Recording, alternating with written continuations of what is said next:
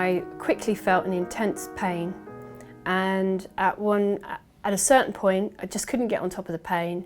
I felt I can't even describe it, the pain across here and in my shoulder blades, just unbearable, absolutely unbearable. And what I now know is what that sensation was my uterus rupturing. And eventually a code red alarm went out and I was taken into theatre. The midwife said to me, "I'm going to remember for the rest of my life the battle to bring your blood pressure up."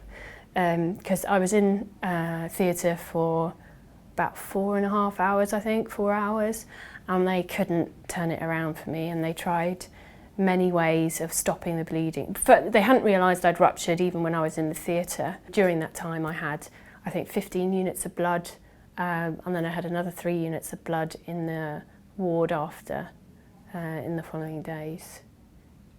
Because the baby was delivered at that point, he's really lucky, because the rate of stillbirth or oxygen damage to children who've been born after a rupture is sobering. So we're really lucky to have walked away with a healthy baby.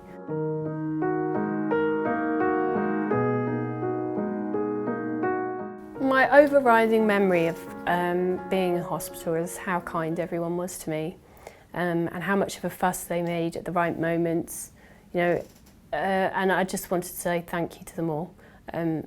And that was really important to me, to be able to send them a thank you note. It didn't seem adequate, but it was something I could actually do.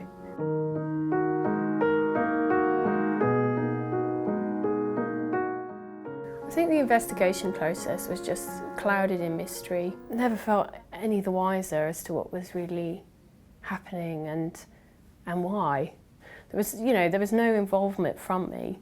You know, the deadlines that we understood sort of sailed by, and then getting this letter from the patient safety manager outlining the code of candour, which I think, why am I coming under patient risk? What does that mean? Who is this person?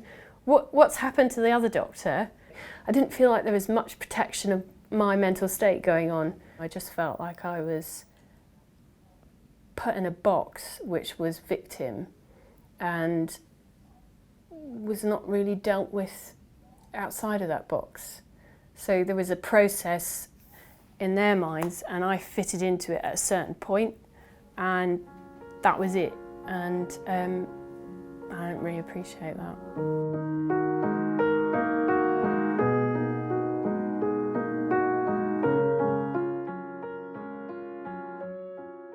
You know, some of these things I knew were incorrect. It would have been nice to be able to say, to have a more meaningful discussion about why that was. But it just wasn't the opportunity for that. It didn't take into consideration anything the midwives had written in my notes. What I wanted to say was, given what then went on to happen, would you maybe reconsider the validity of the midwives' perspective and then follow the documentation? It's quite comprehensive.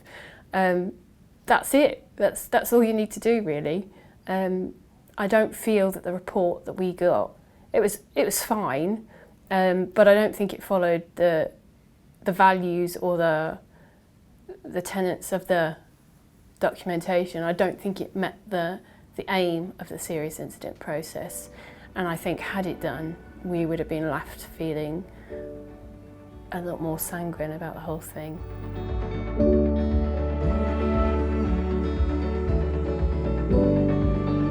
Michael's absolutely fine. He's extremely lively and yeah, a handful and a half. And I'm fine. I'm back at work.